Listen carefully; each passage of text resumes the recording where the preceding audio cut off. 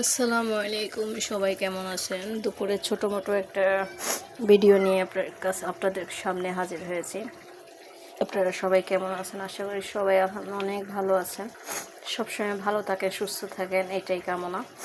তো আজকে শরীরটা প্রচণ্ড খারাপ, ঠান্ডা, জ্বর, প্রচণ্ড মাথা ব্যথা, ভালো লাগতেছে না, রান্না করতে ইচ্ছা করতেছে না। কিন্তু কি করার, আমরা তো মেয়ে মানুষ, কাজ না করলে আমাদের পেটে খাবার আসবে না। আমরা তো আর পুরুষ মানুষ না, যখন মন চাইবে তখনই বাহিরে যাই, খেয়ে এসে পড়বো। ভালো লাগলেও কাজ করতে হবে, না লাগলেও কাজ করতে হবে, এটাই নিয়ম। তো যাই হোক, একটু মরিচ ভর্তা করতেছি। এমনিতে আমার মরিচ ধরলে প্রচণ্ড হাত জ্বালা করে, তারপরও মরিচ পেঁয়াজ দিয়ে মরিচ ভর্তা করতেছি। এখানে একটু রসুনের ভর্তা করে নিলাম।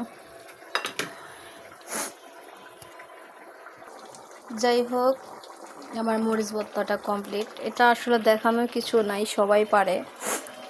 অল্প কিছু উপকরণ দিয়ে এটা খুব মজাদার একটা ভর্তা। শুকনো মরিচ আর শুকনো মরিচ আর কাঁচা পেঁয়াজ আর সরিষার তেল আর স্বাদ মতো লবণ দিয়ে চটকায় নিলে হয়ে যায়। তারপরে এই যে একটা ধনিয়া পাতার ভর্তা বানাইলাম। এই পাশে আছে একটু বোয়া রান্না করেছি।